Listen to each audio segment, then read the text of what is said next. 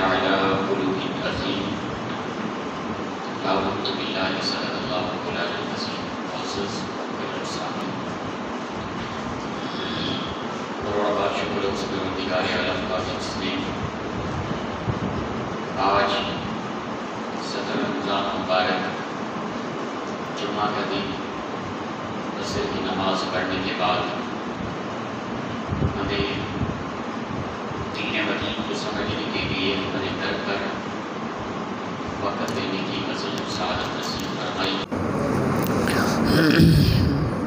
یہ اللہ تعالیٰ کی خاص عطا ہے، اللہ کا خاص فضل ہے۔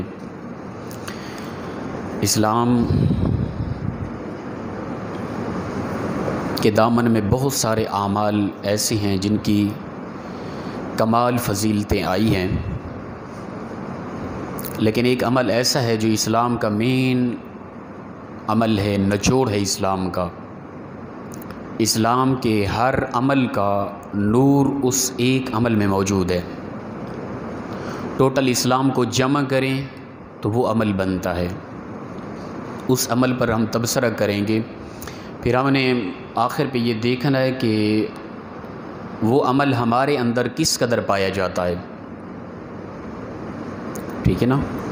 وہ ایسا عمل ہے کہ جس عمل کے کرنے سے انسان مومن ہونے کے بعد، ایمان لانے کے بعد، اسلام کے تمام اعمال کا نچوڑ اس عمل میں ہے، اور سب سے زیادہ کار ثواب اس عمل سے ملتا ہے۔ وہ عمل کیا ہے؟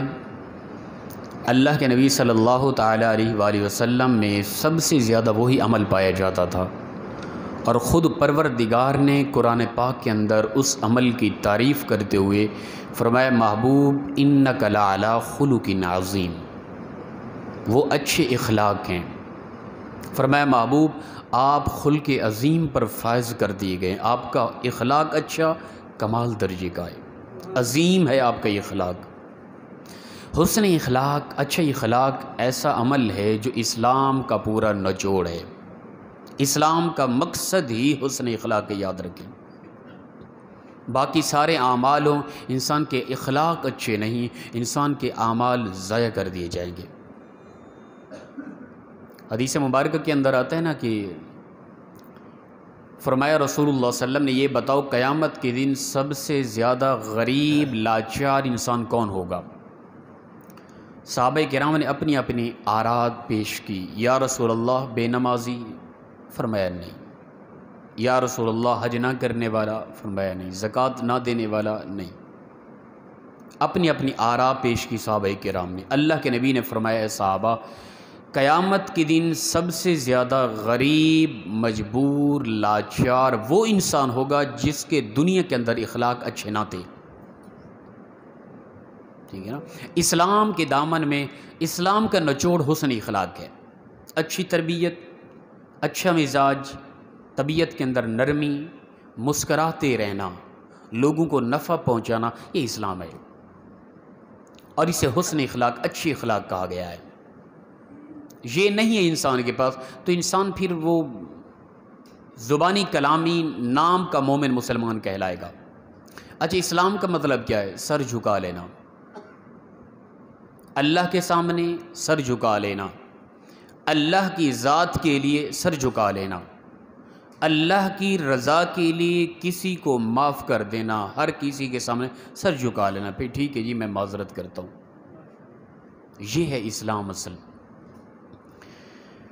حدیث مبارکہ کے الفاظ ہیں، رسول اللہ صلی اللہ علیہ وسلم ارشاد فرماتے ہیں کہ پروردگار نے جب ایمان کو پیدا فرمایا تو فرشتوں نے ایمان کو دیکھا، فرشتوں نے تعجب کیا ایمان کی خوبصورتی کو دیکھ کر، ایمان کے حسن کو، جمال کو اور کمال کو دیکھ کر فرشتوں نے تعجب کیا، پروردگار یہ ایمان، یہ کیا چیز تو نے پیدا فرمائی اتنی خوبصورت؟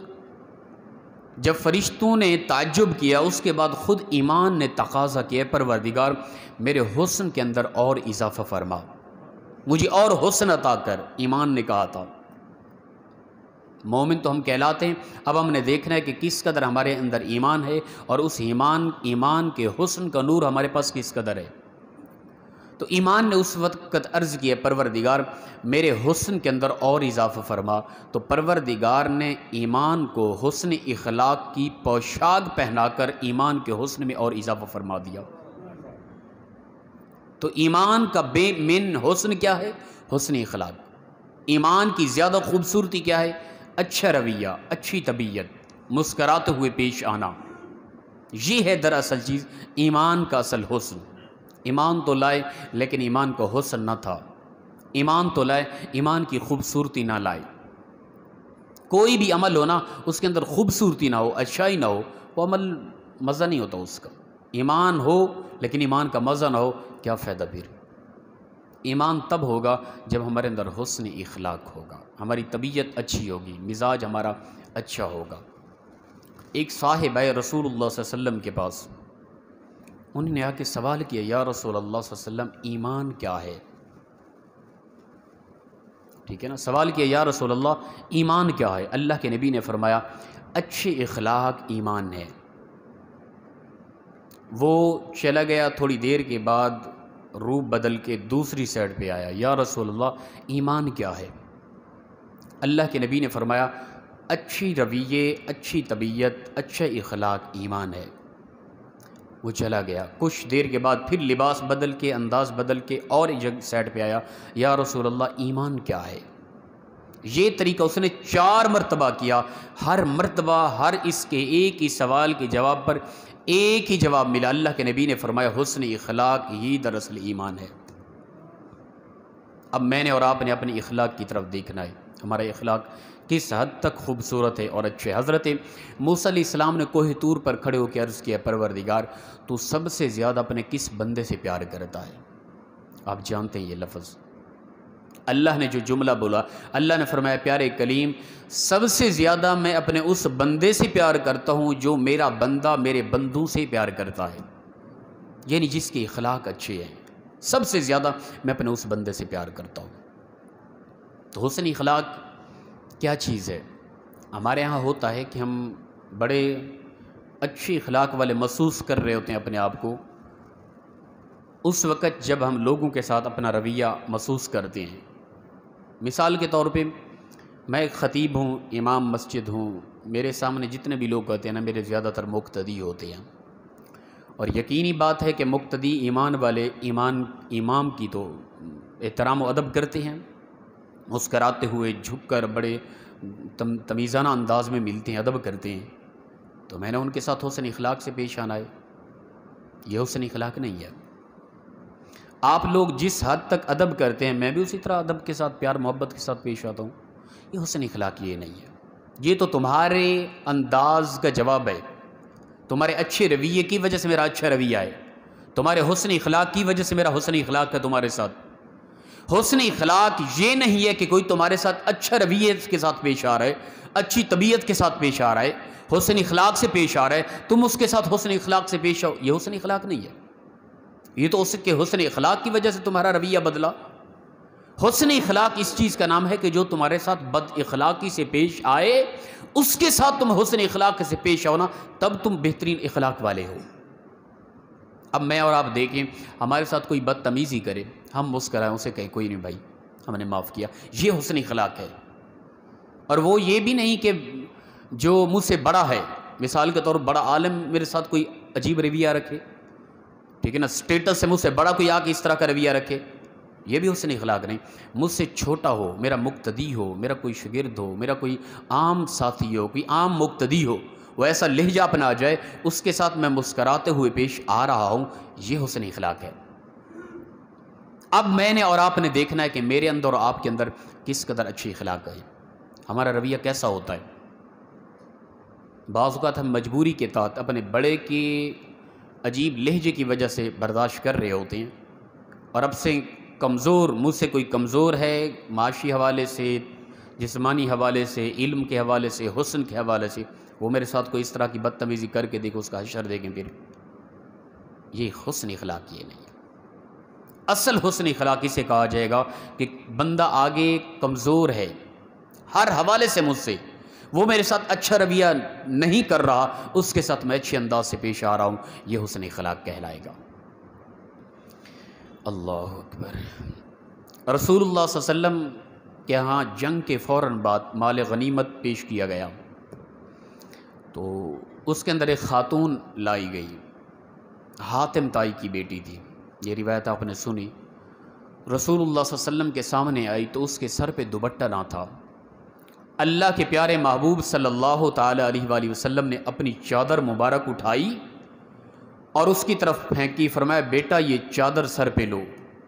صحابہ تڑپ گئے، عرض کی فدا کا ابی و امی یا رسول اللہ، یہ عورت بھی کافرہ ہے، کافرہ کی بیٹی ہے، مال غنیمت کے طور پہ ہم آپ کے سامنے آئی کھڑی ہے، یہ کوئی مومنہ نہیں، کوئی مسلمان نہیں، کوئی اچھے گھرانے کی خاتون نہیں، یہ مال غنیمت کے طور پہ ہے۔ اللہ کے نبی نے فرمایا میرے صحابہ، یہ اگرچہ مال غنیمت کے طور پہ ہے، کافرہ ہے، کافر کی بیٹی ہے، لیکن ہے تو کسی کی بیٹی نا۔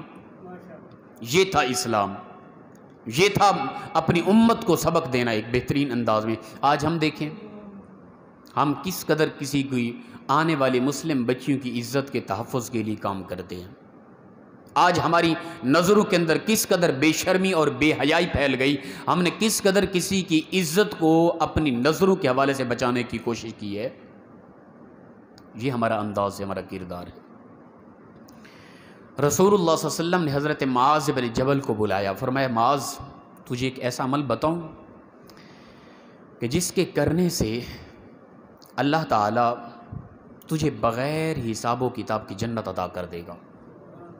حضرت معاذ نے بڑا تعجب کیا، یا رسول اللہ فدا کا ابی و امی، وہ عمل فوراً بتائیں، میں ضرور کروں گا جس کے کرنے سے اللہ تعالیٰ حساب و کتاب لے گا ہی نہیں، بغیر حساب و کتاب جنت عطا کر دے گا۔ اللہ کے نبی نے فرمایا معاذ وہ عمل ہمیشہ کرنے والا ہے، کرے گا؟ یا رسول اللہ ہمیشہ کروں گا۔ فرمایا لگاتار کرنے والا ہے، کرے گا؟ عرض کی یا رسول اللہ بتائیں تو صحیح، میں بڑا بے قرار ہوں کہ ایسا عمل جس کے کرنے سے بغیر حساب و کتاب جنت میں، ضرور کروں گا، لگاتار کروں گا، ہمیشہ کروں گا، بیان تو فرمائیں۔ اللہ کے نبی نے فرمایا معاذ دوسروں کے لیے اپنے دل کو شیشے کی طرح صاف و شفاف کر دے، پروردگار تجھے بغیر حساب و کتاب جنت عطا کر دے گا۔ یہ حسن اخلاق ہے، اچھی تربیت، اچھے رویے ہیں۔ ہمارے ہاں کس قدر بغض ہوتا ہے دلوں کے اندر، نفرتیں ہیں، انتقام کی آگ، چھوٹے چھوٹے معاملات کی وجہ سے ہم پڑ جاتے ہیں پیچھے ایک دوسرے کے، سگے بہن بھائی، سالہ سال تک ہماری نفرتیں عروج تک ہوتی ہیں، حتیٰ کہ پھر جدائیاں ہو جاتی ہیں، دنیا سے چلے جاتے ہیں، تب بھی وہ بغض اور نفرت کی آگ، انتقام کی آگ ابھی بھڑک رہی ہوتی ہے دل کے اندر۔ زبانی کلامی شرم کے مارے ہم بات کرتے نہیں اگرچہ، لیکن وہ آگ اب بھی بھڑک رہی ہوتی ہے۔ حالانکہ شیطان بھی ہٹ جاتا ہے اس بندے کے پیچھے سے جو دنیا سے چلا جاتا ہے، لیکن رحمان کا وہ بندہ، وہ مومن کہلانے والا، وہ موحد اور وہ مہذب آدمی، کہ وہ شیطان کے بھی اگلے درجے کی طرف چلا گیا، کہ سگا بھائی تھا وہ دنیا سے چلا گیا، وہ مر مٹ گیا، وہ خاک میں چلا گیا، اب بھی تیرے دل کے اندر نفرت ابھی تک موجود ہے، اگرچہ تو بیان نہیں کر رہا لیکن تیرے دل میں تو ہے نا۔ اس سے ہم دیکھیں اپنے اخلاق کے حوالے سے، پھر اخلاق، حسن اخلاق کیا ہے؟ دراصل ایمان ہے۔ ایمان کیا ہے؟ دراصل حسن اخلاق ہے۔ اب میں دیکھوں کتنا بڑا مومن ہوں میں۔ اللہ اکبر۔ اسی طرح حدیث مبارکہ رسول اکرم صلی اللہ تعالی علیہ وآلہ وسلم نے فرمایا اے صحابہ یہ بتاؤ قیامت کے دن نیک اعمال میں سے سب سے بھاری وزن کس عمل کا ہوگا؟ صحابہ نے اپنی اپنی آراء پیش کی۔ یا رسول اللہ نماز، فرمایا نماز کا عمل اب وزن بھی بھاری ہوگا، اس سے بھی زیادہ۔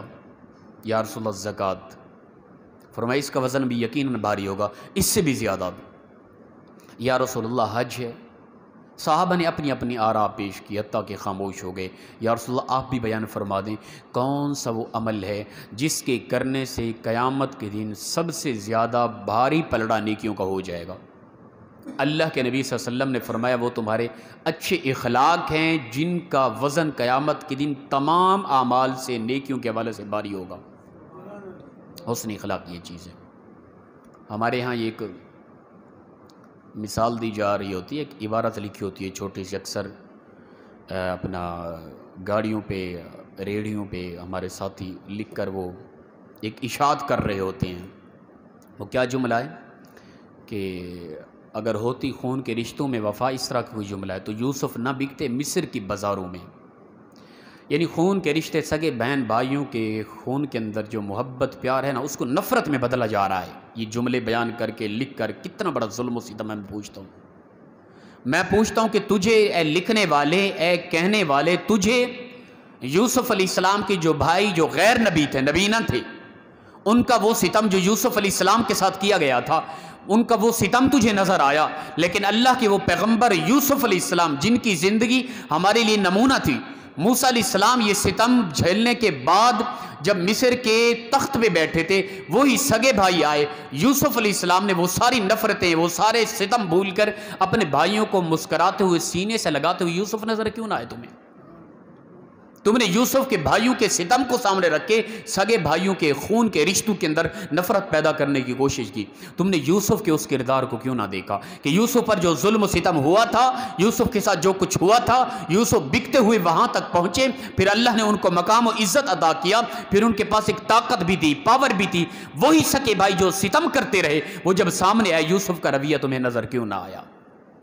اسی یوسف نے اپنے بھائیوں کے سارے ستم کو بھلا کے اپنے ان بھائیوں کو مسکراتے ہوئے سینے سے بھی لگایا، اپنے تخت پر بھی بٹھایا. ہمیں تو چاہیے تھا کہ ہم یوسف کے اس کردار کو دیکھتے، نہ کہ ان کے بھائیوں کے اس ستم کے اس کردار کو دیکھ کر عوام الناس کے اندر، بھائیوں کے خون کے اندر نفرت کو پیدا کرتے.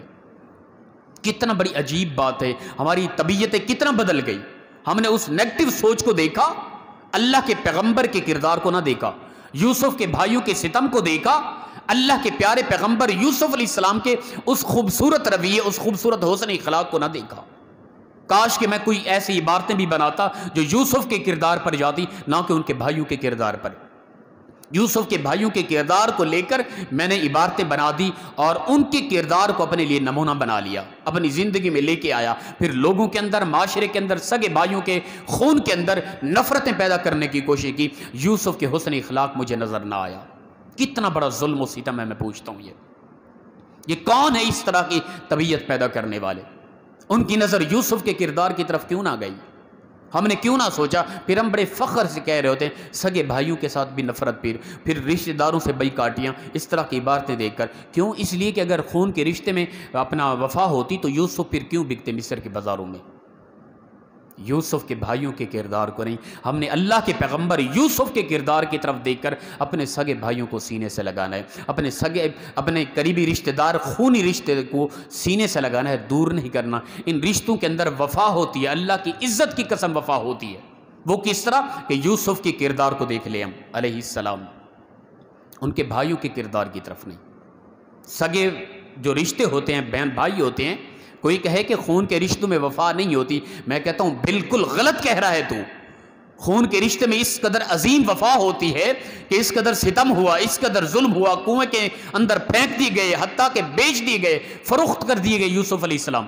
لیکن اس کے باوجود وفا کا یہ طریقہ تھا کہ اللہ کے پیغمبر یوسف علیہ السلام نے وہ سارے ستم بھلا کر ان کو خزانے بھی عطا کیے، اپنے تخت کے قریب وہاں پر بھی بٹھایا، مسکراتے ہوئے سینے سے بھی لگایا، سارے ستم اللہ کے پیغمبر نے معاف بھی کر دیے.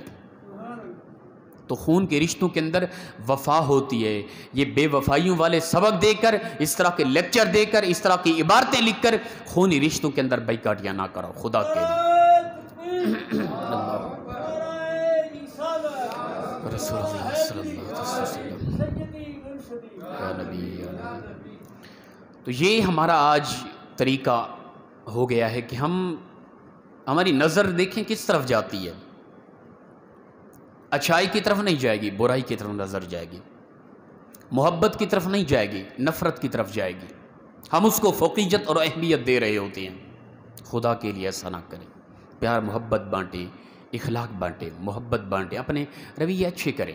اللہ کے نبی صلی اللہ تعالیٰ علیہ وآلہ وسلم نے فرمایا، دو مومن مسلمان جب آپس میں مصافحہ کرتے ہیں، ان کے مصافحہ یعنی ہاتھ ملاتے ہیں، ملتے ہیں، تو پروردگار کی طرف سے 100 رحمتیں نازل ہوتی ہیں ان کے ہاتھ ملانے کی وجہ سے.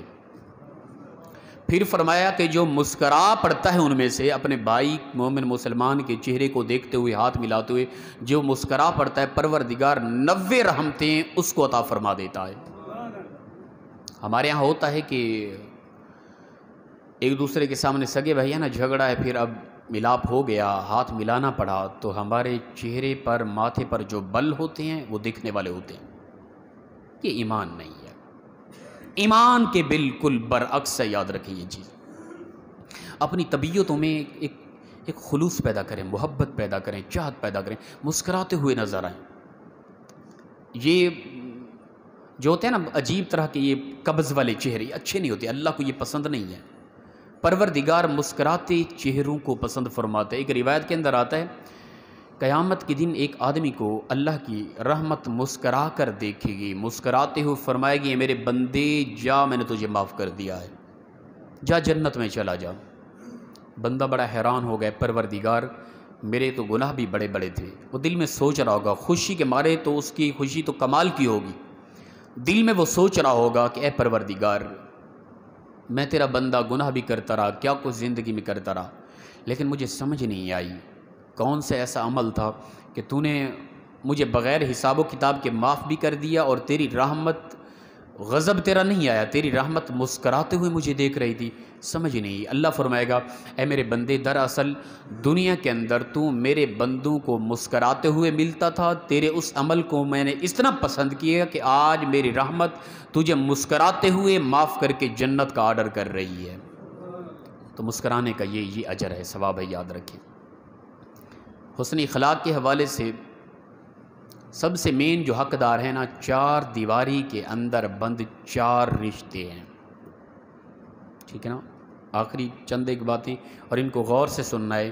اور 17 رمضان المبارک عصر کی نماز کے بعد جامع مسجد محمدی میں بیٹھ کے ہم سب نے جو یہاں بیٹھے ہیں یا آن کیمرہ جو سنیں گے بعد میں، ہم نے اپنی زندگی کو اس حوالے سے بدلنا ہے کہ بہترین مومن بننے کی. باقی اعمال الگ ہیں، نماز نہ ہو سکی حقوق اللہ کے حوالے سے، نماز میں کوئی مسٹیک، کوئی غلطی کوتاہی، قرآن کی تلاوت نہ ہو سکی، زکوٰۃ میں، حج میں، یہ بات کی بات ہے. جو حقوق العباد کے حوالے سے مین چیز ہے نا، اور مین جو حقدار ہیں، ہم نے اس چیز کو دیکھنا ہے. چار دیواری گھر ہے نا، گھر کی چار دیواری ہوتی ہے.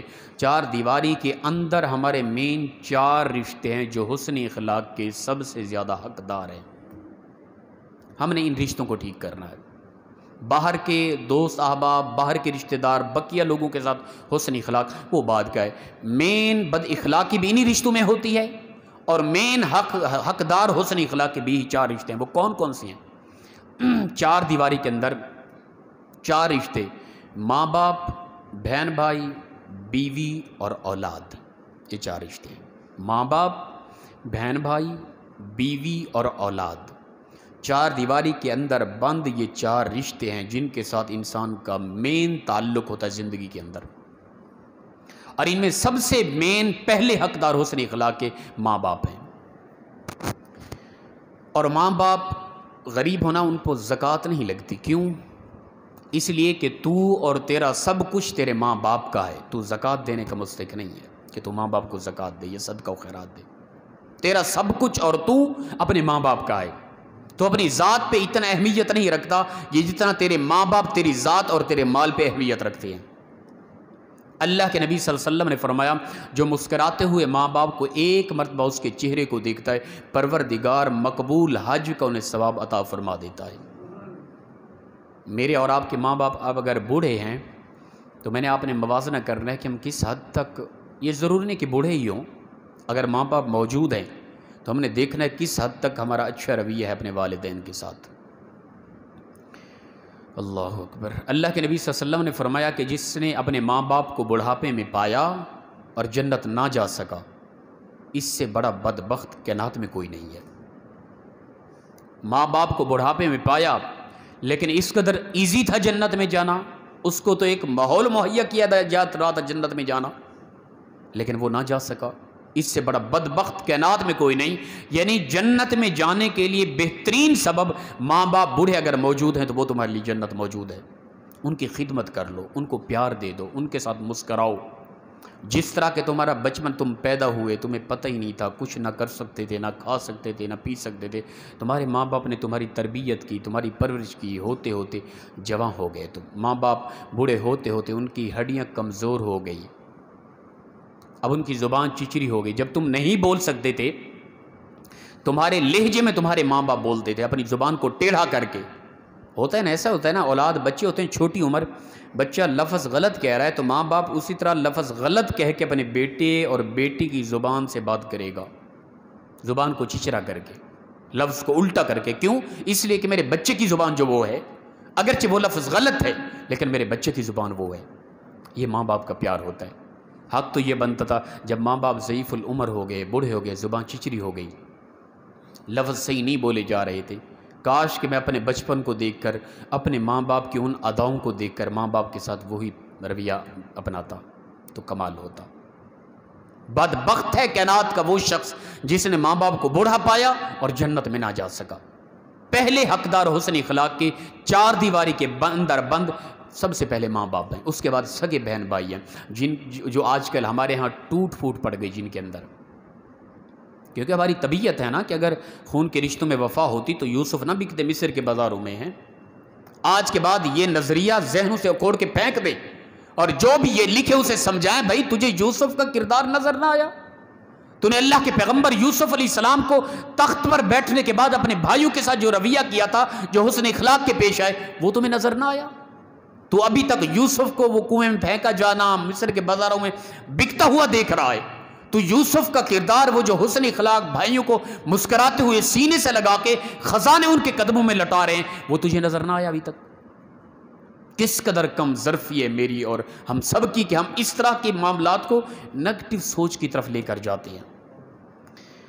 اللہ اکبر. تو دوسرے مین حقدار سگے بہن بھائی ہیں حسن اخلاق کے. اللہ کے نبی صلی اللہ علیہ وسلم نے فرمایا تھا کہ کوئی بھائی، 2 بھائی ہیں نا سگے، ان کا آپس میں جھگڑا ہو گیا پراپرٹی کی وجہ سے، لین دین کی وجہ سے.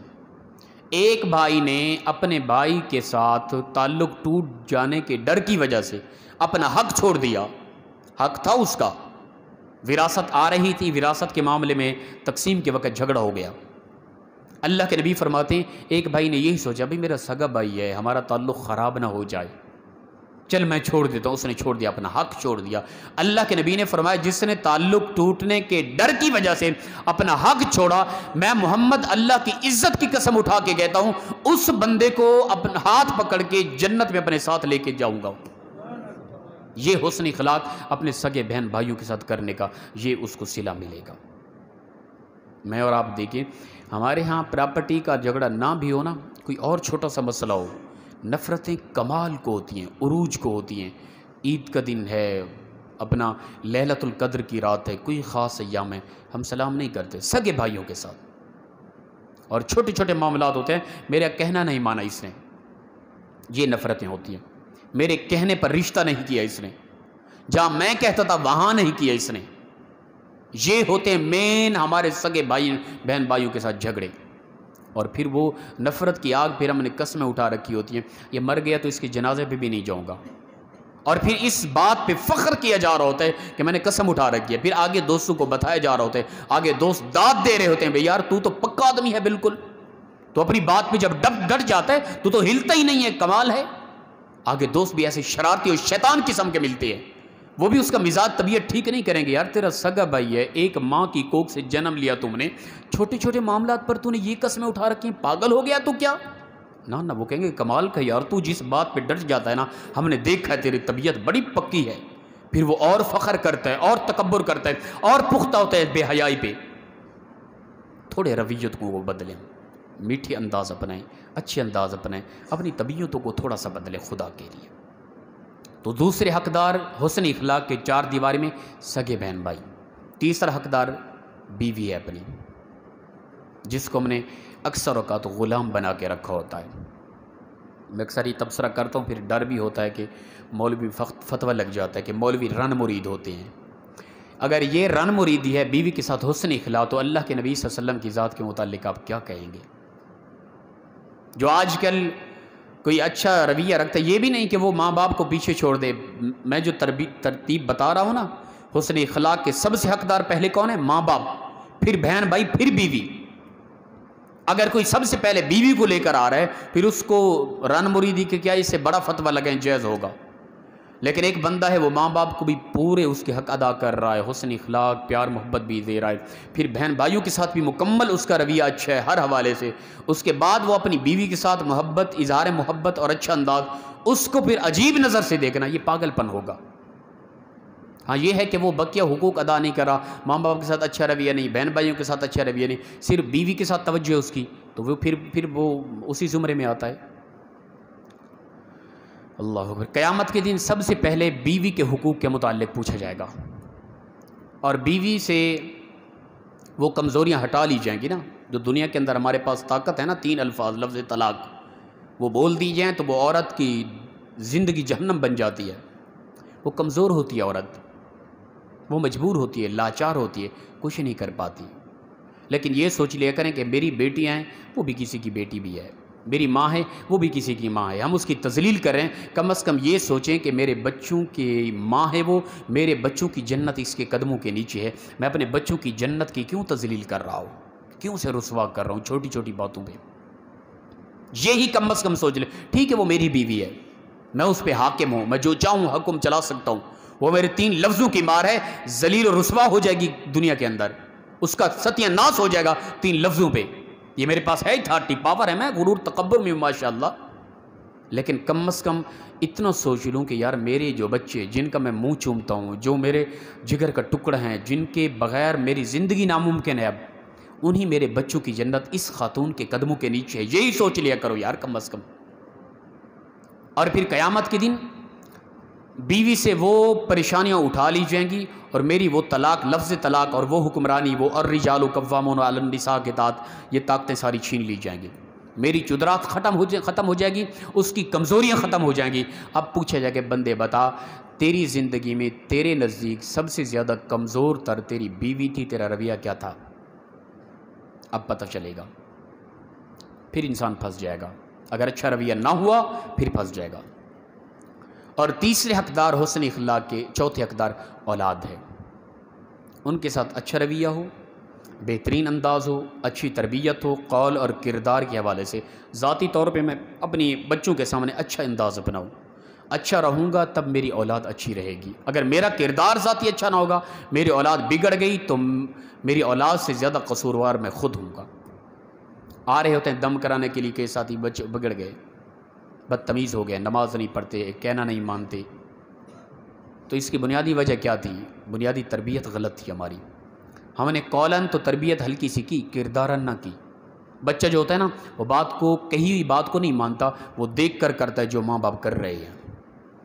میں نے کبھی نماز نہ پڑھی، میں کبھی مسکراتے ہوئے پیش نہ آیا، میرا ہر وقت لڑائی جھگڑا تھا، فتنے فساد تھے، قرآن کی تلاوت کبھی نہ کی، میری نسل بچے چھوٹے دیکھ رہے ہیں، ان کی طبیعت میں وہی چیزیں راسخ ہوگی۔ جب وہ بڑے ہو گئے میں انہیں کہوں نماز پڑھو تو یہ تو بے وقوفی ہے۔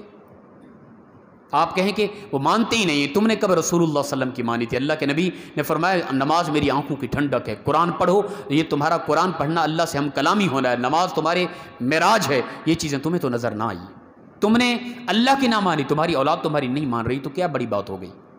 تو یہ 4 رشتے بنیادی طور پہ حسن اخلاق کے مین حقدار ہیں۔ میرے اور آپ کے اندر جتنا بھی بیٹھے ہیں یا آن کیمرہ جو بھی سنیں گے، ہمارے اندر اگر ان 4 رشتوں میں بائیکاٹی ہے، لا تعلقی ہے، نفرتیں ہیں، جھگڑے ہیں، قطع تعلقی ہے، تو ہم خدا کے لیے منائیں ایک دوسرے کو، قصور میرا نہیں دوسرے بھائی کا ہے، تب بھی حسن اخلاق یہی ہے کہ اس کا قصور بھی ہے تب بھی میں جا کے اس کو منا رہا ہوں، یہ حسن اخلاق ہے۔ اللہ پاک مخلصانہ انداز میں ہم سب کو عمل کی توفیق عطا فرمائے۔ وآخر دعوایا ان الحمد للہ رب العالمین۔ جی کوئی بات پوچھنے والی ہو تو جی۔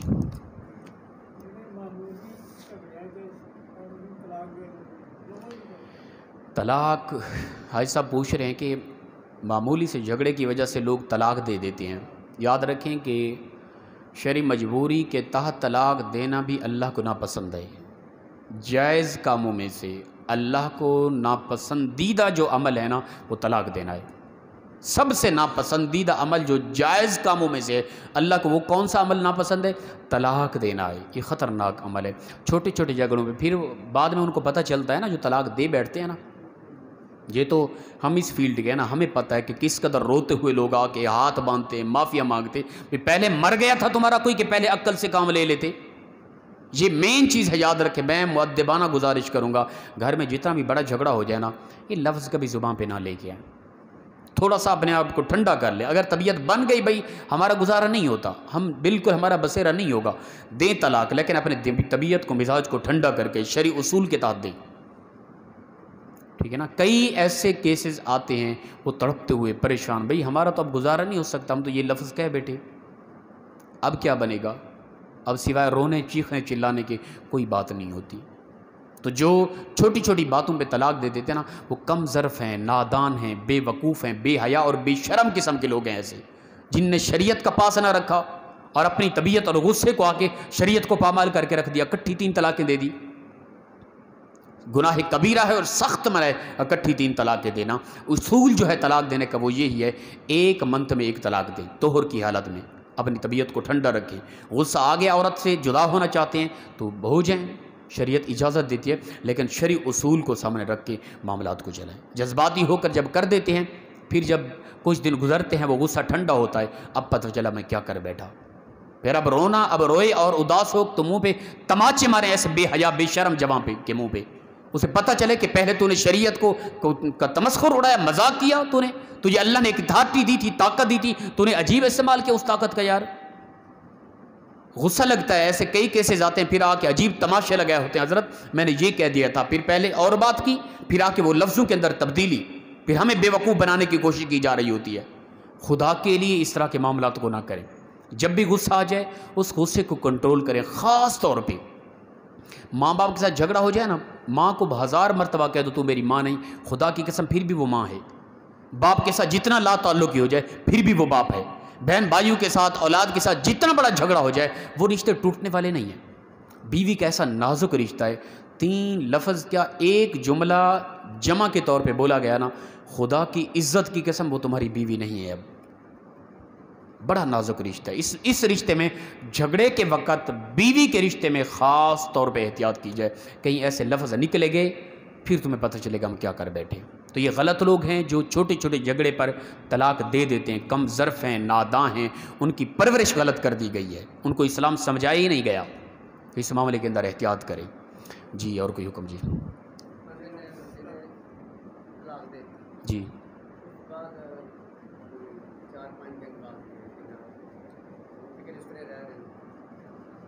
اللہ تعالیٰ ان کو ہدایت دے. بھائی طلاق دے دی ہیں، 3 طلاقیں اکٹھی دے دی ہیں، پھر وہ واپس لے آئے، وہ گزارا وہ چلا رہے ہیں اسی طرح، تو وہ زنا ہو رہا ہے. اولاد جو ہوگی ولد الزنا ہوگی.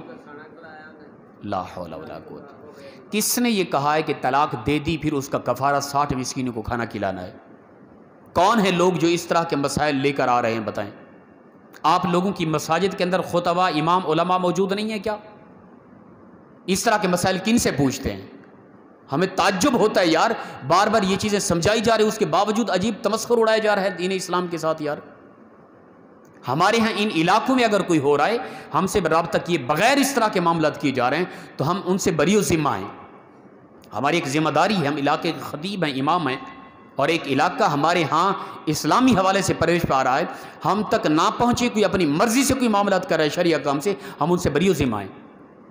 قیامت کی دن ہمارا کوئی تعلق نہیں ہوگا. کوئی طلاق دے دے 3 اکٹھی، پھر 5 دن کے بعد واپس لے آئے اور 60 مسکین کو کھانا کھلا کے وہ آزاد ہو جائے. وہ زنا کر رہا ہے، اولاد جو ہوگی حرامی ہوگی، ان کا دین سے کوئی تعلق نہیں. اور جو لوگ رہ رہے ہیں ان کے ارد گرد، جن کو علم بھی ہے یہ ہو رہا ہے، وہ سب برابر کے گناہ گار ہیں. یاد رکھیں، احتیاط کریں ان معاملات کے اندر. یہ شریعت ہے، دین اسلام ہے. دین اسلام کے قواعد اصول کو پامال نہ کریں. اپنی طبیعت کے مطابق اسلام کو نہ بدلیں. جو اسلام کہتا ہے مجبور بھی ہو جائیں اس کو مانیں. نہیں مانیں گے تو پھر ہمارا ایمان نہیں ہے.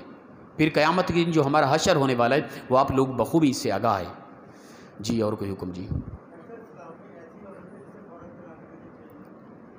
فوراً جی سے طلاق دے دینی چاہیے. طلاق فوراً اگر دے دی ہے تو طلاق ہو جائے گی. کوئی ایسی عورت مثال کے طور پہ دیکھ لیا کسی نے اپنی بیوی کو کہ وہ غلط کرتے ہو کسی کے ساتھ، تو وہ جدا ہو جائے فی الفور. طلاق شرعی اصول کے مطابق ہی دے. اکٹھی طلاق دینے سے کیا وہ نفرت کم ہو جائے گی کیا؟ یا اسے انتقام لے لیا جائے گا؟ بھئی آپ انتقام تو لے سکتے ہیں، آپ انہیں طلاق دے دیں اور شرعی اصول کے تحت طہر میں 1 طلاق دیں، جدا کر دیں، ان کو قریب نہ جائیں.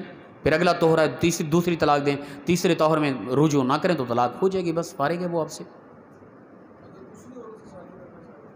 ہاں اسی عورت سے شادی کرنا چاہیے تو طلاقیں اصل بنیادی دو ہی ہیں، یاد رکھیں، ٹھیک ہے نا، طلاق کا مسئلہ آ گیا، دو طلاقیں ہی دینی چاہیے، ایک طہر میں ایک طلاق دی، ایک دوسرا طہر آیا۔ طہر سے مراد ہے کہ عورت جب پاکی کی حالت میں ہوتی ہے، عورت کو ہر مہینے حیض آتا ہے، ناپاکی کی حالت، ایک حیض گزرا، عورت پاکی کی حالت میں تھی، ایک طلاق دی، اب پورا مہینہ اس کے قریب نہ گیا، پھر حیض آیا عورت کو، ناپاکی کی حالت، پھر پاک ہوئی، پھر دوسری طلاق دی، یہ دو طلاقیں ہو گئیں، اگلی تیسری طلاق نہ دے، ٹھیک ہے نا، پھر تیسرا طہر جب آئے گا وہ عورت بین ہو جائے گی، اس کا نکاح ٹوٹ جائے گا، وہ طلاق ہو جائے گی اس کو۔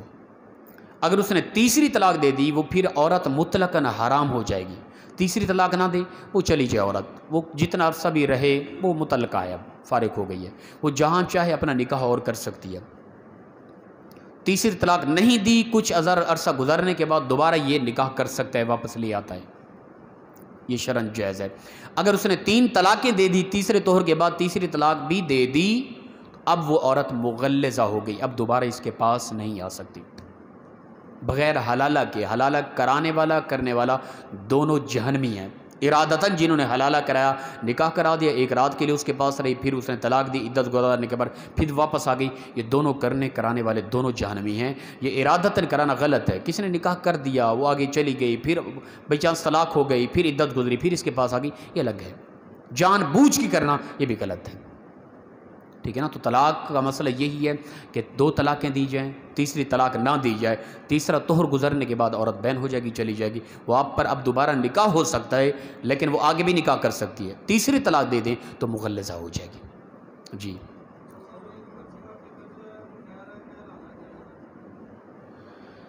حلالہ جائز کے متعلق بھی ارادتاً کرانے والا کرنے والا دونوں جہنمی، یہ حدیث پاک کے الفاظ ہیں بس، ٹھیک ہے نا۔ کوئی مکتبہ فکر یہ کہہ رہا ہے، اس مکتبہ فکر کے پاس کیا دلیل ہے کہ جو کہہ رہا ہے کہ بے حلالہ جائز ہے، حلالہ جو کرا رہا ہے، ٹھیک ہے نا، وہ کوئی کفر نہیں کر رہا، غلط عمل ہے ارادتاً اس طرح حلالہ کرانا، لیکن یہ ہے کہ وہ حلالہ کرا لیے ارادتاً، پھر وہ اس کے نکاح میں آ گئی تو نکاح تو پھر بہتر ہو گیا ہے، یہ چیز نہیں، لیکن یہ ارادتاً اسی طرح ایک رات کے لیے کرنا یہ چیز غلط ہے، اس کو گناہ کبیرہ قرار دیا گیا ہے۔ ہاں جی، کوئی کہے کہ جائز ہے، یہ کرنا ہی ٹھیک ہے، ثواب ہے، تو یہ تو عجیب بات ہے، پھر حدیث پاک تو اس کا بالکل انکار کر رہی ہے اور گناہ کبیرہ کا مستحق ٹھہرا رہی ہے اس بندے کو۔ جی جی اور کوئی حکم؟ جی اللہ پاک عمل کی توفیق عطا فرمائے۔ جی اللہم صلی وسلم